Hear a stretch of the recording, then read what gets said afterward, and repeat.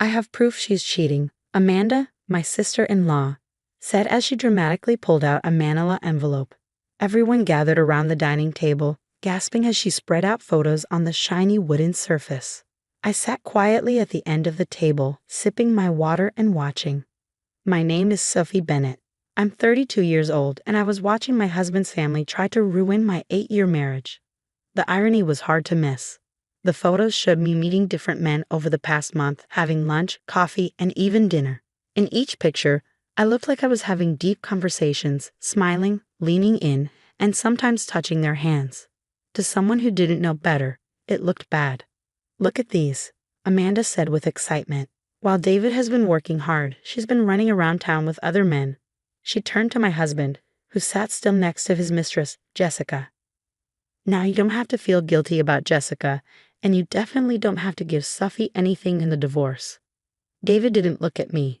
His mother, Eleanor, picked up a photo with shaky hands. "Sophie, how could you? We welcomed you into our family. A long time ago, her disappointment would have hurt me. Now, I just smiled inside." "Well?"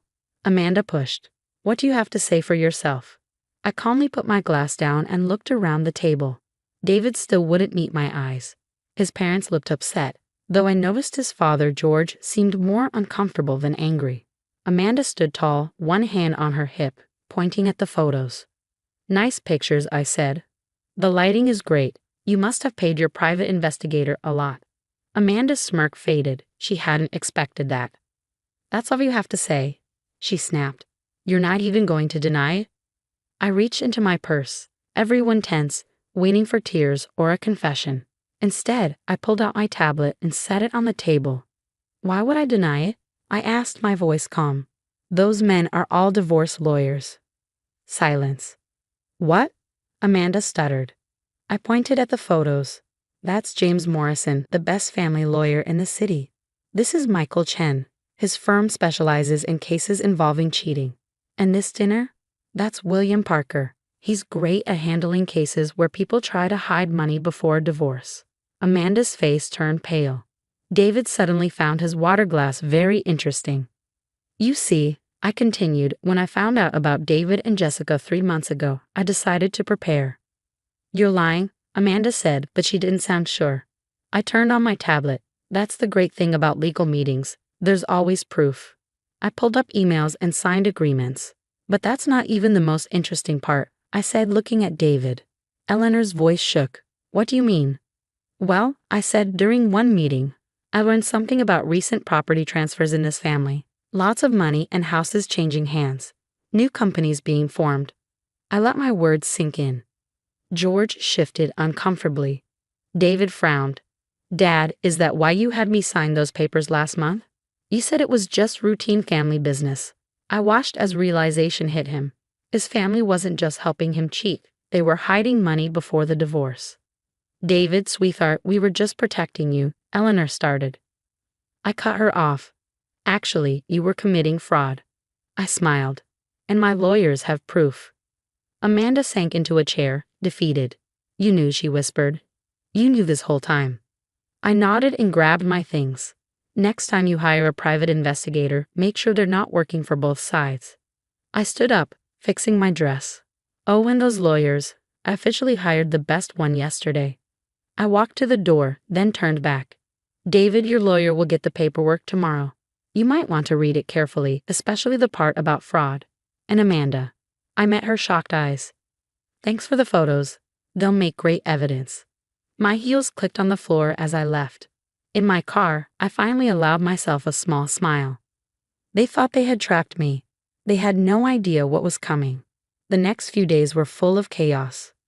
My phone wouldn't stop buzzing with messages from David's family. Some were threats, others were tearful pleas. Amanda, especially, kept switching between anger and panic. Her texts became more desperate. "You can't do this to us," her latest message read. "We're family." I thought about that word, family. They hadn't treated me like family when they were planning to leave me with nothing. I ignored her message and focused on my preparations. James Morrison's law office was exactly what I expected: shiny wood, leather chairs, and an air of power. I sat in the conference room, reviewing documents while waiting. Right on time, David walked in with his lawyer, followed by Eleanor and George. Amanda was last, trying to look confident but failing. Mrs. Bennet, James greeted me with a nod. Shall we begin? I watched David's face as James laid out the evidence. He turned pale when we presented our timeline. Every shady property transfer, every new company, every attempt to hide money. Eleanor grabbed his arm when James mentioned possible criminal charges. This is nonsense, David's lawyer said. These were just normal family business decisions.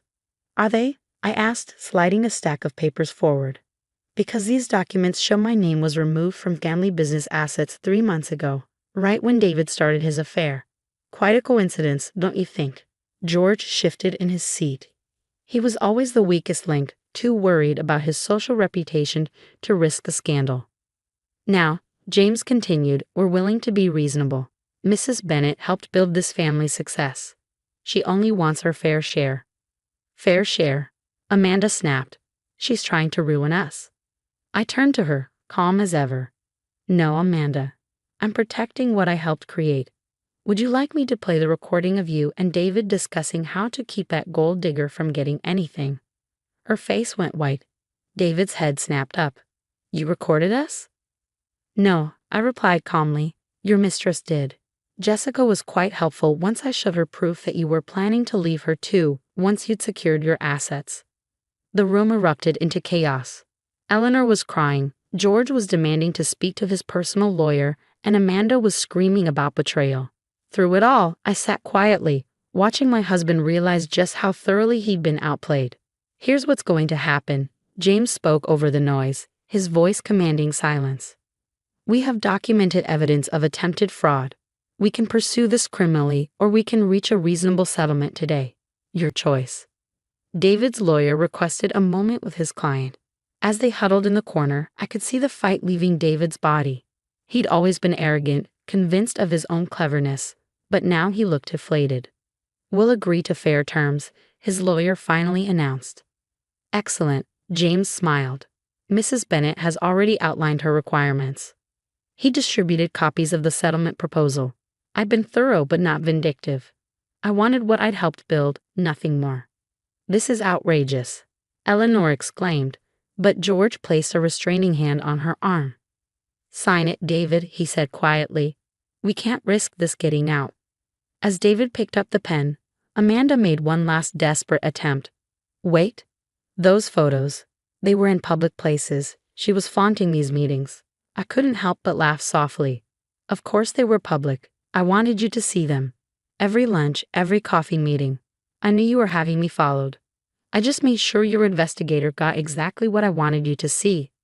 The realization that they'd been played at their own game finally silenced them. One by one, the documents were signed. As James gathered the paperwork, I stood to leave. Sophie, David called out, his voice strange. When did you get so calculating? I paused at the door. I learned from the best, didn't I? Family taught me. The irony of my words wasn't lost on anyone in the room. As I walked out of the office, I felt lighter than I had in months. Sometimes the best revenge isn't just about winning. It's about showing them they underestimated you all along. Outside, the autumn air was crisp and clean. My phone buzzed with a message from Jessica. It's done. Thank you for showing me the truth about him. I smiled, remembering how easy it had been to turn David's mistress into my ally once I showed her proof of his pattern of betrayal. She'd been more than happy to share the recordings of his promises to her. His plans to discard her just like me once he'd secured his wealth. Sometimes the strongest alliances come from unexpected places. As I drove home, I thought about family, not the one that had betrayed me, but the one I would build for myself now, on my own terms. 6 months after the settlement, I sat on the balcony of my new apartment, sipping coffee and watching the city wake up. The morning sun cast long shadows across my recently furnished living room, highlighting the fresh start I'd made for myself. My phone buzzed with a text from Jessica. Of all people. We'd maintained an unlikely friendship after everything. You won't believe who I just saw at Riverside Cafe, Amanda. She actually tried to pretend she didn't see me. I smiled, remembering how thoroughly the family had unraveled after our meeting. The carefully constructed facade of the perfect family business had cracked under the weight of their own schemes. George had retired early, claiming health issues, but everyone knew it was to avoid the whispers at his precious country club. Eleanor had thrown herself into charity work, desperately trying to maintain their social standing. Amanda, perhaps, had faced the harshest reality check. Her role in the attempted fraud had cost her her position in the family company. Last I heard, she was working as a junior accountant at a small firm, a significant step down from her former executive title. My phone rang. It was James Morrison. "Sophie," he greeted warmly, "just wanted to let you know the last of the transfers are complete. Everything's officially settled." "Thank you, James, for everything." "You know," he said, his tone thoughtful, "in all my years practicing law, I've never seen someone handle betrayal with such strategic precision. Have you ever considered a career change?" I laughed, but his words stuck with me. In outmaneuvering David and his family, I discovered parts of myself I never knew existed: strength, cunning, and an ability to see 3 moves ahead. Later that afternoon, I met Laura, my closest friend, for lunch. She'd been my rock throughout everything, one of the few people who knew the whole story from the beginning. "Have you heard?" she asked, sliding into her seat. "David's been demoted. Apparently, some of his business decisions during the whole divorce drama didn't sit well with the board." I shook my head. I'm not surprised. He always did think he was smarter than everyone else. Speaking of smart, Laura leaned forward. "How's the new venture going?" After the settlement, I used part of my settlement to start a consulting firm, helping other women navigate complex divorces and financial disputes. It felt right, using my experience to help others protect themselves. "We're expanding," I said, unable to hide my pride. "Opened a second office last week." "Look at you," Laura grinned. "From being blindsided by your husband's betrayal to running your own empire. Who would have thought?" I thought about the woman I'd been a year ago, trusting, naive, willing to believe in family loyalty above all else. That woman was gone, replaced by someone stronger, wiser, but not bitter. If anything, I was grateful for the lessons learned. My phone buzzed again. Another text from Eleanor. "I miss you. The family isn't the same without you." I archived it without responding. Some bridges, once burned, shouldn't be rebuilt. That evening, as I reviewed applications for my firm's mentorship program, I reflected on how life had changed. The family that had tried to destroy me had inadvertently set me free.